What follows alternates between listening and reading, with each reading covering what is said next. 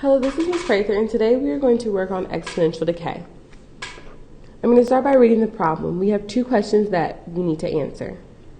The rate at which caffeine is eliminated from the bloodstream in adults is 2.5% per hour. Slower than children because we have slower metabolisms, okay? So when I think of the word eliminated, which is a good vocabulary word, means to take away,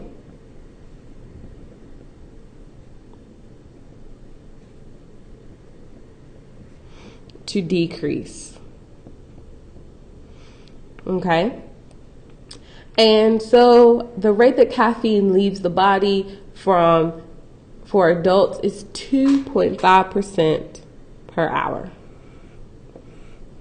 And that tells me my rate. So I'm going to draw a little line to connect that as my rate.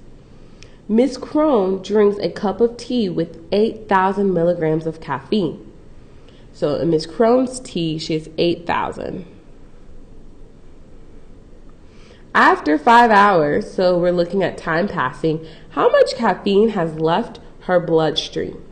Well, the difference between the exponential growth and exponential decay problem is actually the vocabulary. The vocabulary tells you if you're going to use exponential growth or exponential decay.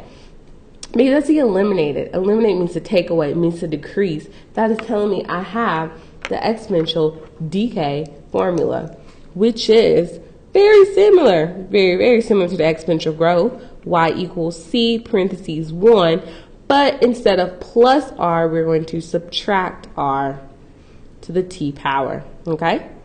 So now I'm going to go in using what I've highlighted and fill in my problem. Y equals my C. What was my initial amount? Where did I start out? What am I starting with? In this case, we're talking about Miss Crone drinking a cup of tea with 8,000 milligrams. So she's starting with 8,000. And that's how much caffeine she has. 1 minus, now remember, as we said with exponential growth, exponential problems will give you your percent rate as a percent, but you will need to change it to a decimal to put it in the problem. So here off to the side I have 2.5%, okay? And so what I actually still need to do, same rules apply, move the decimal over. So really I have 0.025. So I'm put that 0.025 there.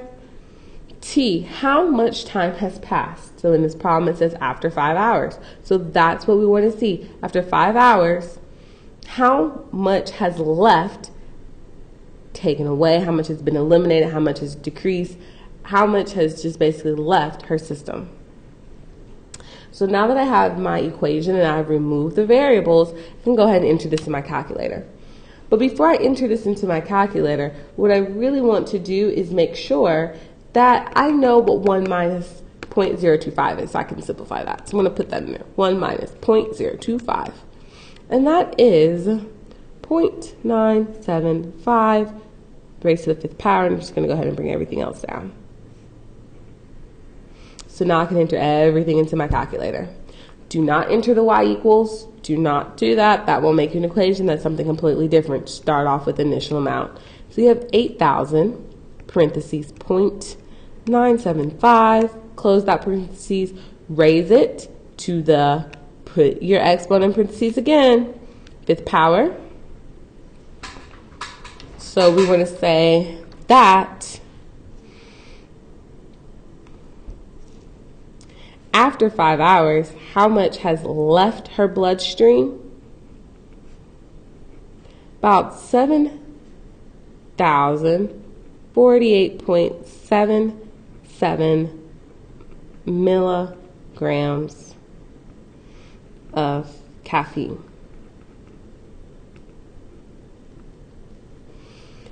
So this is how much has left.